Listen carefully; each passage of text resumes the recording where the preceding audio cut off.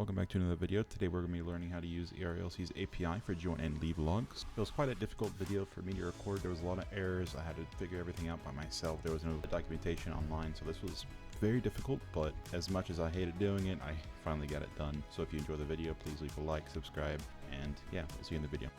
Alright, so we're going to go to ERLC's API. Here we're going to be fetching join logs. So go ahead and copy this. Client.once. We're going to do the ready event. At async parentheses, our arrow function, open these brackets up.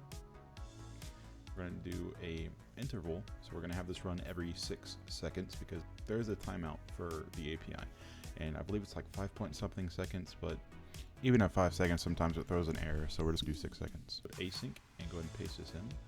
And headers, we're going to do server-key :API. We're going to add URL plus up here. Drag this up and npm I quick.db. Quick.db is a database that we're going to be using. It's not necessary in this video, but in the future I do plan on making a Discord bot, so it's nice to go ahead and have this ready, while also being able to store our timestamps for our unique IDs. Const, we're going to open up our brackets. Quick.db equals require quick.db. And then we're going to const db equals new quick.db. Do const guild equals client.guilds.cache.get. And we're going to copy our server ID, paste this in. Const channel equals guild.channels.cache.get. Copy our channel ID, paste this in. Const embed equals new embed builder. Do object.values data.forEach. Async value function arrow. We're going to create a new variable called join equals value.join. Create a new variable called timestamp equals value.timestamp. Create another variable called player equals value.player. If join, so if join is true, then we're going to do something. But in this case, we're going to do embed.setColor. We're going to set it to green. Embed.setDescription. Player variable joined. We're going to add an else statement. Embed.setColor. We're going to set this to red.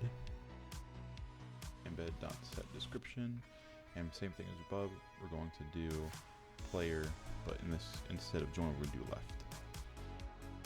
Embed.setTimestamp. For our check, if await db.has, we're going to do our player variable underscore true, or await db.has player underscore false. I messed this up. We have to move underscore false and underscore true outside of the bracket. So await db.get. I'm going to put our player variable underscore join dot for each. Async. We're going to name our variable as dat. Arrow function, open up these brackets. And we're going to do if statement. If %, so we're going to turn this into an integer, dat equals timestamp. Open up these curly brackets, and we're going to set our check variable to true, and then we're going to return. That way this will stop the for loop. If check is false, then we're going to await db.push our player variable underscore join timestamp variable. So we're going to add this into our array list of timestamps. Channel.send gets embed. So I messed this up. We have to add our curly brackets around this. Alright, it looks like that worked, and let's leave the game. Is the logging that we left. Go on again. There we go.